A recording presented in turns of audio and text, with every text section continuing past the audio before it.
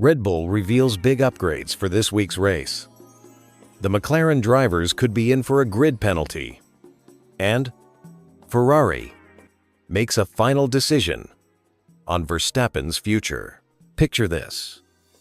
While most Formula One teams are frantically preparing for the biggest rule changes in decades, Red Bull is doing something completely different. They're still developing their current car with just weeks left in the season. Are they making a massive mistake? Or do they know something everyone else doesn't? What's happening right now in Formula One is absolutely fascinating. We're witnessing two completely opposite philosophies collide at the most critical moment in recent F1 history. The 2026 regulations represent the most dramatic overhaul the sport has seen in years, yet Red Bull continues pouring resources into their current machine while their rivals have already switched focus entirely. Let me break down what's really going on behind the scenes. Red Bull's team principal Laurent Mekies just made some explosive statements that reveal their true strategy. While McLaren's Andrea Stella warns that continuing development would heavily compromise their 2026 preparations, Mekies is doubling down on a completely different approach. Here's the situation. Max Verstappen has cut what was once a massive championship deficit down to just 36 points, with 4 races remaining. This incredible comeback coincides perfectly with Red Bull's continued development push. While other teams threw in the towel months ago, Red Bull kept bringing updates, tweaks, and improvements to every single race. The results speak for themselves. McLaren dominated the first half of the season with their MCL39, but as Red Bull continued developing, that performance advantage has steadily eroded. Now we have one of the most exciting championship battles in years, with Verstappen hunting down both Lando Norris and Oscar Piastri in the final stretch. But here's where it gets really interesting. Mekies openly admits there will be consequences for their 2026 car. He's not trying to hide it or sugarcoat the situation. Red Bull knows exactly what they're sacrificing, and they're doing it anyway. The question is, why would any team willingly compromise their future for a few more tenths of performance today? The answer reveals something much deeper about Red Bull's problems and their long-term strategy. For years, the Milton Keynes team has struggled with correlation issues between their simulated data and real-world performance. Their computer models and wind tunnel results haven't been matching what happens on track, which is absolutely critical for developing competitive cars. This is where Red Bull's gamble becomes genius. They're not just chasing a championship, they're using these final races as a massive validation exercise. Every update they bring, every piece of data they collect, helps them understand whether their development tools are actually working correctly. This knowledge becomes invaluable when they start building their 2026 Challenger. Mekies explained their thinking perfectly. They're using the same tools and methodology for next year's car that they're using now. If they can't trust their current data, how can they build a competitive car for the new regulations? By continuing development, they're essentially calibrating their entire system. Meanwhile, McLaren has taken the complete opposite approach. Stella argues that their car was already aerodynamically mature, meaning further development would yield diminishing returns. Instead of fighting for scraps of performance, they've redirected everything toward 2026, where they believe the real opportunities lie. McLaren's position makes perfect sense from a resource allocation perspective. As the current Constructors' champions, they face the most restrictive development limits under the regulations.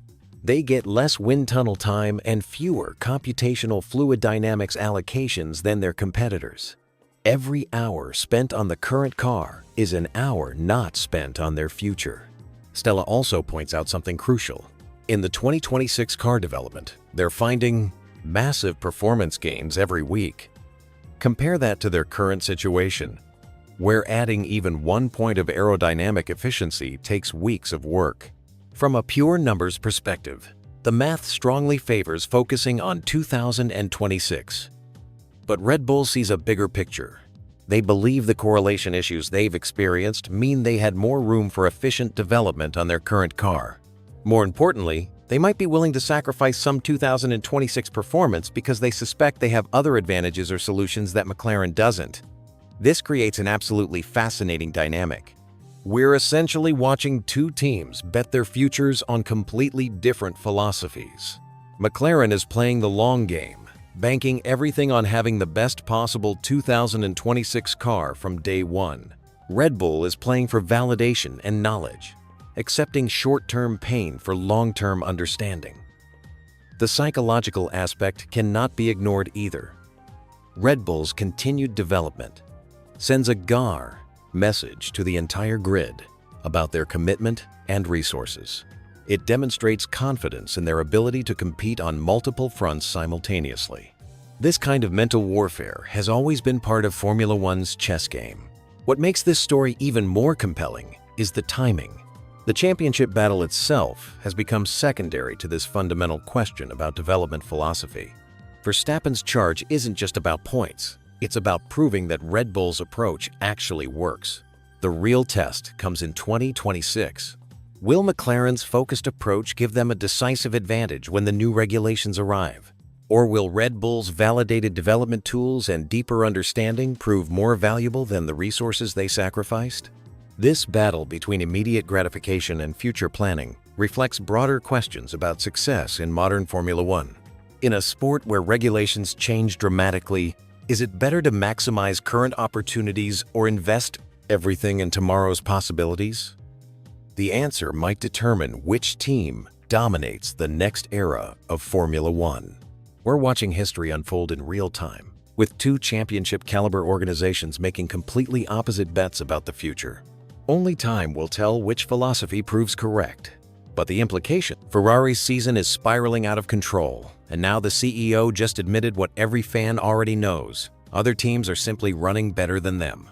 But here's the shocking twist that has the entire Formula One paddock buzzing. Picture this. Lewis Hamilton, 7-time world champion, joins Ferrari with massive expectations. Fast forward to today, and he hasn't even stepped on a podium with the prancing horse. Charles Leclerc has managed just 7 podium finishes, and Ferrari is staring down their first winless season since 2021. This isn't just disappointing, it's catastrophic for a team with Ferrari's legacy. The drama really kicked off back in June when whispers started circulating around the Canadian Grand Prix paddock. Sources were claiming Ferrari was seriously considering replacing team principal Fred Vasseur. The rumors were so intense that Ferrari had to make an unprecedented move. They handed Vasseur a brand new multi-year contract in July just to silence the speculation. But here's where it gets interesting. That contract might not mean what everyone thinks it means. Fast forward to last month, and the rumor mill exploded again. This time, Christian Horner's name was being thrown around as a potential replacement. Now, here's what most people don't know. Ferrari actually did make an approach to Horner before he left Red Bull in July. However, industry insiders are saying Horner isn't interested in just being another team principal. He wants ownership, he wants shares, he wants real power. That's a completely different conversation. But the most revealing moment came when Ferrari CEO Benedetto Vigna made a statement that sent shockwaves through the sport. He openly admitted that rival teams seem to operate more smoothly than Ferrari. Think about that for a second. The CEO of one of the most prestigious brands in motorsport just publicly acknowledged they're being outrun by their competitors. That's not corporate speak. That's desperation. Here's where the story takes another bizarre turn. Ferrari Chairman John Elkann tried to show support for Vasseur at a recent event in Washington, giving him a public vote of confidence. But Vasseur's response was absolutely fascinating. Instead of graciously accepting the support, he claimed Elkann's speech was directed at a mysterious third party. What third party? Who is he talking about? This cryptic response has left everyone scratching their heads and wondering what's really happening behind closed doors at Maranello. The timing of all this couldn't be worse. Hamilton's move to Ferrari was supposed to be the missing piece of the puzzle. Instead, it's highlighted just how broken the machine really is. When you have a driver of Hamilton's caliber struggling to find speed in your car, the problem runs much deeper than just setup or strategy. We're talking fundamental issues with the car's design, the team's processes, or both. What makes this situation even more intriguing is the pattern we're seeing. Ferrari has a history of self-sabotage just when things should be coming together. They've had the resources, the drivers, and the heritage, but somehow they keep finding ways to snatch defeat from the jaws of victory. Is this just another chapter in that familiar story, or are we witnessing something different this time? The pressure is mounting from every direction. Tifosi around the world are losing patience. Shareholders are asking tough questions. Competitors are pulling further ahead. And with 4 races remaining in Brazil, Las Vegas, Qatar, and Abu Dhabi, time is running out to salvage anything from this disaster of a season. Vigne's commitment to working in a united and cohesive way sounds good on paper, but actions speak louder than words. When your CEO is publicly admitting other teams run more smoothly, when your team principal is talking about mysterious third parties, and when your star signing can't find the podium, unity might not be enough. The million-dollar question everyone's asking is whether Vasseur can survive this storm. That new contract might provide some protection, but in Formula One, contracts are just pieces of paper when results don't follow. The Horner situation proves Ferrari is at least exploring their options, even if nothing materialized this time around. What's particularly fascinating is how this compares to other teams currently excelling. Red Bull revolutionized their operations under Horner and Adrian Newey. McLaren has completely transformed their fortunes. Even Mercedes, despite their own struggles, maintains a level of operational excellence that Ferrari seems unable to match. As we head into the final stretch of this season, Ferrari finds itself at a crossroads. They can either use these remaining races to prove they're capable of turning things around, or they'll face an off-season filled with even more difficult questions about leadership, structure, and direction. The next few weeks will be crucial in determining not just how this season ends, but potentially the entire future of this legendary team. What if I told you that Oscar Piastri's recent struggles might actually reveal something shocking about his entire McLaren journey so far? A Formula One legend just dropped a theory that completely flips the narrative on its head, and it's going to change how you see this championship battle forever. Right now, Oscar Piastri sits just 1 point behind his teammate Lando Norris in what's become one of the most intense intra-team battles we've seen in years. But here's the twist nobody saw coming. According to 1997 world champion Jacques Villeneuve, Piastri's decline isn't what it seems. In fact, it might expose that everything we thought we knew about his meteoric rise was built on a foundation of sand. Let me paint you the picture of what's been happening. Earlier this season, Piastri looked unstoppable. The young Australian was matching and sometimes beating his more experienced teammate, racking up impressive results when McLaren had the dominant car. Everyone was saying he'd be stepped up to Norris's level, maybe even surpassed it.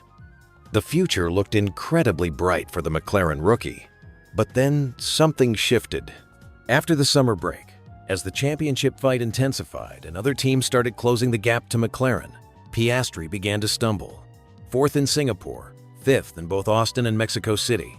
Meanwhile, Norris has been on fire, winning races and clawing back points in the championship standings. This is where Villeneuve's theory gets really interesting. He's suggesting that what we're witnessing isn't actually Piastri falling off a cliff performance-wise. Instead, he believes we're seeing the young driver exposed for operating at his absolute limit all along, while Norris was simply underperforming earlier in the season.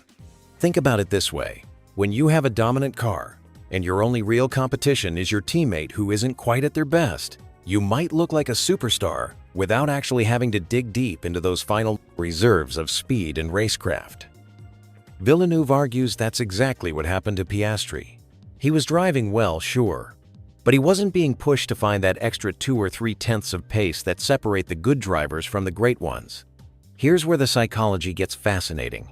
Villeneuve draws parallels to other sports, talking about teams that cruise through the regular season looking average, then suddenly become championship contenders when the pressure mounts. The flip side is equally true. Teams that dominate early can completely collapse when the stakes get higher. It's a mental game as much as a physical one.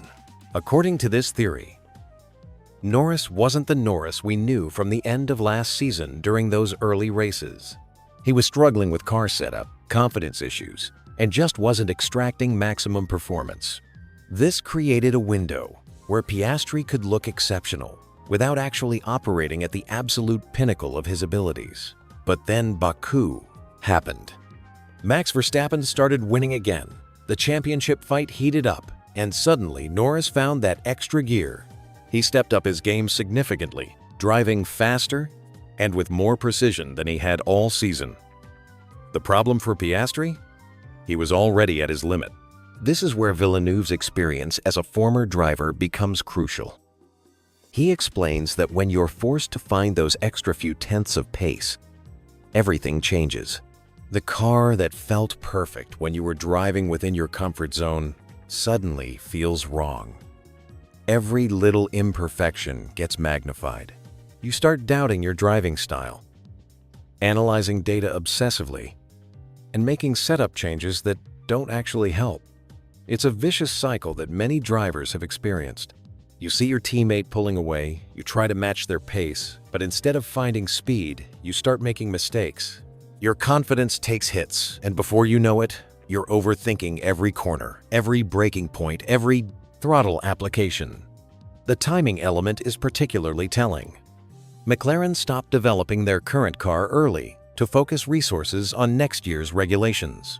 This means the performance gap between teams has been closing, making every tenth of a second more crucial. When you had a dominant car, small performance differences between teammates didn't matter much. But as the field tightened, those differences became magnified. What makes this theory even more compelling is the consistency of the machinery. As Villeneuve points out, it's the same car, the same tires, similar track conditions. The fundamental variables haven't changed dramatically. So if one driver is suddenly finding significant pace while the other is struggling, it suggests the issue is more about extracting maximum performance rather than adapting to new circumstances. The mental side of this battle cannot be understated. When you realize your teammate has stepped up and you're struggling to match them, it gets inside your head. You start questioning everything you thought you knew about driving. You look at telemetry data, trying to find magic solutions that don't exist. You experiment with different approaches that take you further away from your natural rhythm. This psychological pressure is exactly what Villeneuve warns against. He emphasizes that drivers need to remember what made them successful in the first place and build from there, rather than completely reinventing their approach mid-season. The championship implications are massive. If Villeneuve's theory is correct, it suggests that Norris has been the stronger driver all along, just temporarily masked by his own struggles early in the season. It also raises questions about Piastri's ceiling and whether he can find another level when the pressure is at its highest. What makes this situation so fascinating is that we're watching it play out in real time. Every race weekend provides new evidence for or against this theory. Can Piastri rediscover his early season form, or will the pressure continue to expose these supposed limitations? The answer to that question might just determine who walks away with the championship when the checkered flag falls on this incredible season. When you think of Formula One legends, one name towers above the rest: Adrian Newey. The 66-year-old aerodynamics genius has been behind over 200 race wins and 26 championship titles across Red Bull, McLaren, and Williams. But here's the thing that's got everyone talking right now. This racing mastermind just identified a massive problem at his new team, Aston Martin. And they're scrambling to fix it before the game-changing 2026 season arrives. Let me tell you about the bombshell revelation that's sending shockwaves through the paddock. When Newey made his trackside debut in Aston Martin colors at Monaco back in May, he didn't sugarcoat his assessment. The team's simulation tools are broken. Not just underperforming, but completely failing to correlate with real-world data. For a sport where milliseconds matter and development never stops, this is like trying to navigate with a broken compass. Picture this scenario. You're designing the most advanced racing car in history, preparing for revolutionary 2026 regulations that will transform Formula One forever. 50% electrification, fully sustainable fuels, active aerodynamics, everything changes. And your primary research tool, the driver in the loop simulator, is giving you garbage data. That's exactly the situation Newey walked into when he joined Aston Martin as their managing technical partner earlier this year. But here's where the story gets interesting. Aston Martin isn't just sitting around hoping things magically improve. They're making strategic moves that could reshape their entire future. The first domino fell when they hired Giles Wood as simulation and vehicle modeling director last summer. Wood isn't just any engineer.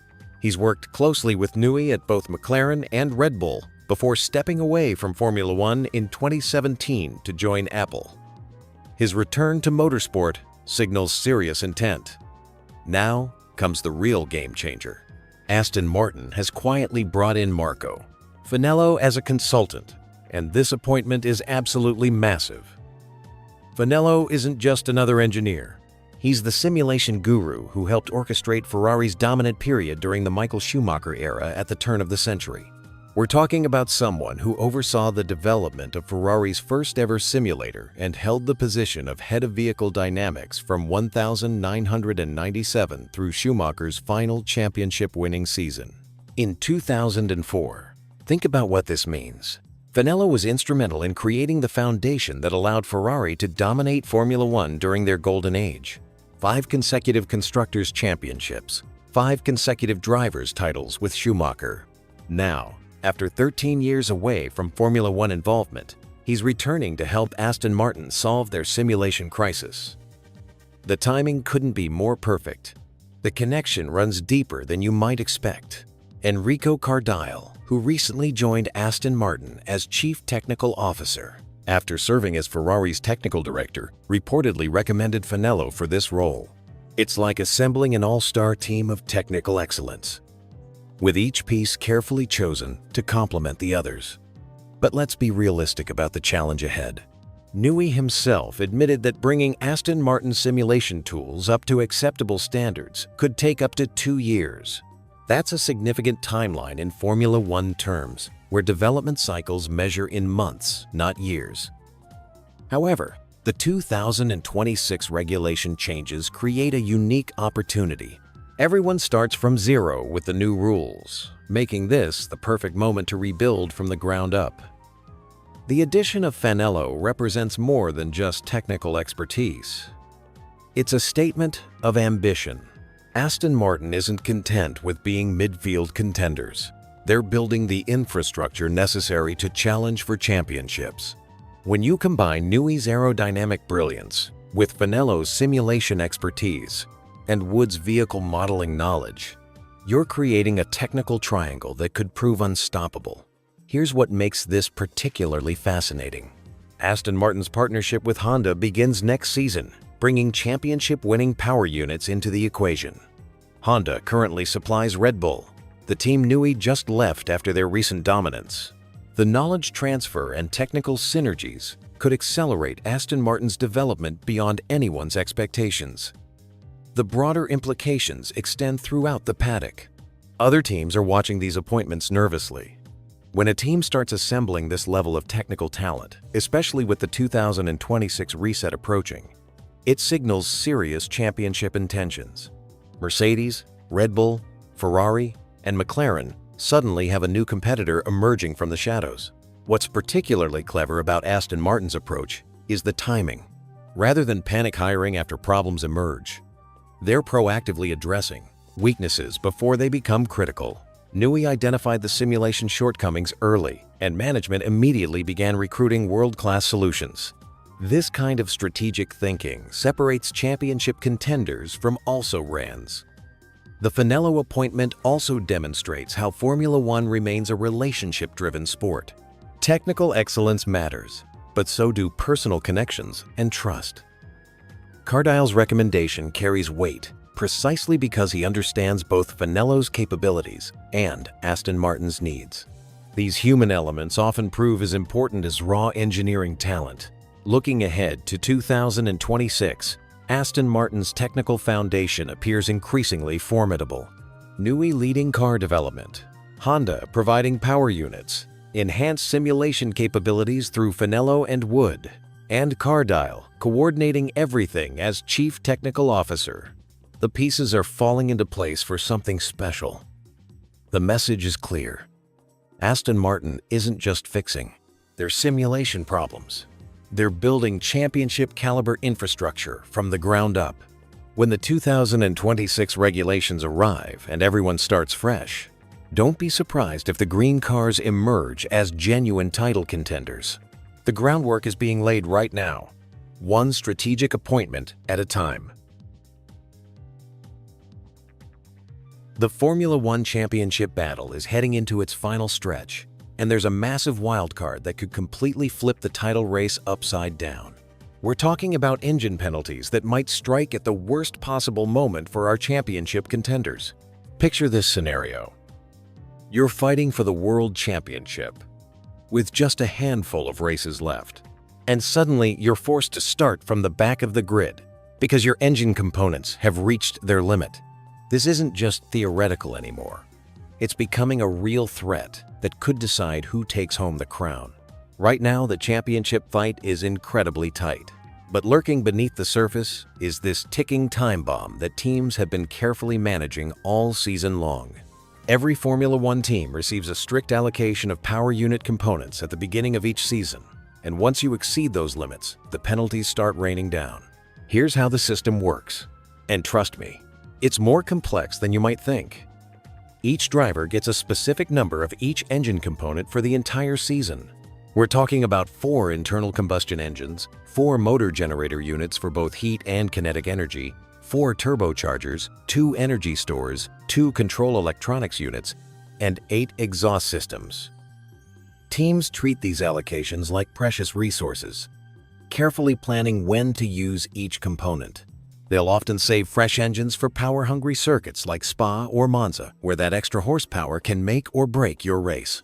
It's like managing your energy in a video game. Use too much too early, and you're in trouble later. The penalty structure is brutal and unforgiving. The first time you exceed your allocation, you automatically drop 10 grid positions. Every subsequent violation costs you 5 more places. If you rack up 15 penalty positions in a single race weekend, you're automatically sent to the back of the grid, regardless of how fast you qualify. This season has already claimed several victims. Lewis Hamilton, Yuki Tsunoda, Fernando Alonso, Pierre Gasly, and several others have all served their time at the back of the grid. But here's where it gets really interesting. None of the current championship contenders have faced these penalties yet, which means they're all walking on thin ice. Among the title fighters, Lando Norris appears to be in the most precarious position. His retirement at the Dutch Grand Prix wasn't just costly in terms of championship points. It potentially depleted his pool of available engine components. An oil line failure during that weekend raised serious questions about whether he still has a full complement of power unit elements remaining. This puts McLaren in an incredibly difficult position. They're fighting for both the drivers' and constructors' championships, but they might be forced to take strategic penalties at the worst possible time. Imagine leading the championship and then having to start from the back of the grid. It's a nightmare scenario that could hand the title to your rivals on a silver platter. Max Verstappen at Red Bull faces his own unique challenges, particularly with exhaust components. While drivers get 8 exhaust systems for the entire season, Verstappen has already burned through 7, with 4 races and a sprint still remaining. Meanwhile, both McLaren drivers are only on their 3rd exhaust systems, giving them more breathing room. This discrepancy highlights how different teams manage their component life cycles. Red Bull's aggressive approach might have given them performance advantages earlier in the season, but now it's creating potential vulnerabilities when they can least afford them. The psychological pressure this creates cannot be understated. Team strategists are now playing a delicate balancing act between performance and preservation. Do you push your current components to their absolute limit and risk a catastrophic failure, or do you take a strategic penalty now when you might be able to minimize the damage? Weather conditions add another layer of complexity to this equation. Wet races are notoriously unpredictable. And starting from the back of the grid in changing conditions could either be a disaster or an opportunity.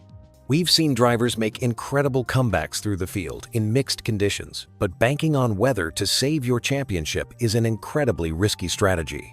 The timing of any potential penalties becomes crucial. Taking a penalty at a track where overtaking is difficult could be championship-ending, while serving it at a circuit with multiple overtaking opportunities might be more manageable. Teams are probably already running complex simulations to determine the least damaging weekend to take any necessary penalties.